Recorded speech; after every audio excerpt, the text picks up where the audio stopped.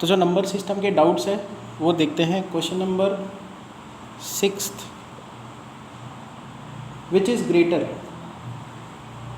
Cube root of 3 और fourth root of 4। तो हमको बताना है cube root of 3 and fourth root of 4, इसमें से कौन ग्रेटर है।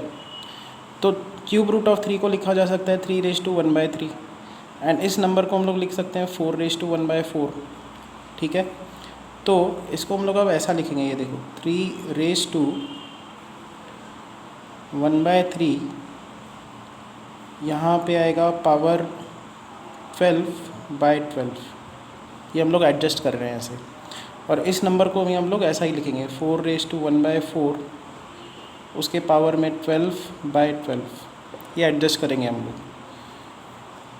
सो दिस इज़ इक्वल टू 3 इस 12 को हम लोग अंदर शिफ्ट कर देंगे।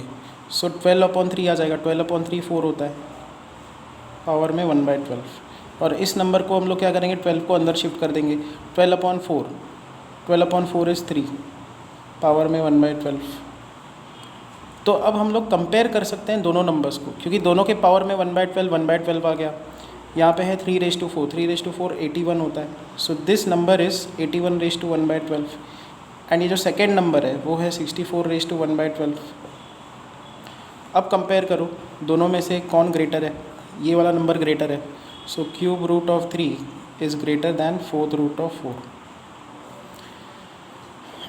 इसको करने का एक और अप्रोच है, आप ना अज्यूम करो, लेट्स से आप अज्यूम करो कि क्यूब रूट ऑफ 3 ये less than fourth root of 4 है। तो 3⁻⁴ शुड बी लेस दैन 4⁻⁴। ये सेकेंड मेथड है। पावर 12 को रेस कर दो, क्योंकि 12 एलसीएम है 3 और 4 का। तो 3⁻⁴ की पावर 12 लेस दैन होना चाहिए 4⁻⁴ की पावर 12, मीनिंग 3⁻⁴ लेस दैन 4⁻3 होना चाहिए, मतलब 81 लेस दैन 64 होना चाहिए। बिकॉज ये फॉल्स है, तो ये फॉल्स है, तो ये फॉल्स है, तो ये फॉल्स है, तो ये भी फॉल्स है। सो दिस इज़ इनकरेक्ट। जो हमने अज्यूम किया है वो गलत है। इसका मतलब क्यूब रूट ऑफ 3 ये greater than fourth root of 4 होना चाहिए। Question number 7. Find an irrational number between 0.9 bar and 1.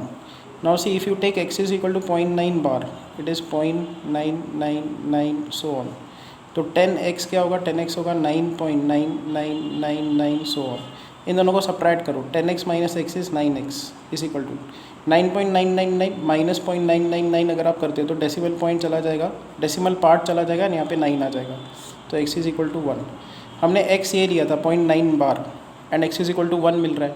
इसका मतलब x की वैल्यू 0.9 बार भी है and it is equal to 1, meaning number line पे ये एंड ये एक ही नंबर है, दो अलग चीज़ें नहीं है।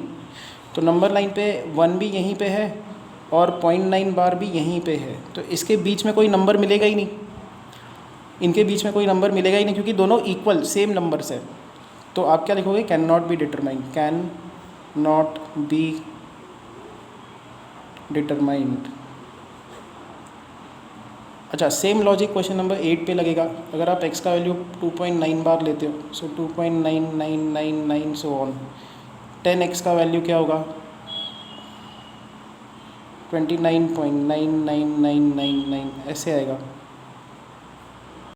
दोनों का सब्ट्रैक्शन लगाएंगे, 10x minus x is 9x, 29 minus 2 is 27, तो x का वैल्यू आएगा 3।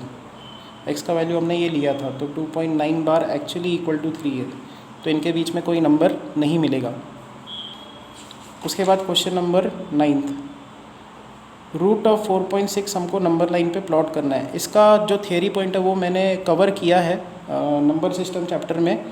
इसके लिए आपको क्या करना होता है, 4.6 का लेंथ ड्रॉ करना होता है, फिर आपको 1 सेंटीमीटर और ड्रॉ करना रहता है, फिर राउंडर से आपको इसका मिड पॉइंट निकालना होता है। मान लो ये OA सेगमेंट है, तो OA का आपको मिड पॉइंट निकालना है, तो ऊपर एक आर्क ड्रॉ करनी होती है, नीचे एक आर्क, फिर यहाँ पे एक आर्क, यहाँ पे एक आर्क, फिर आप इन दोनों को ज्वाइन करोगे तो आपको मिड पॉइंट मिलता है।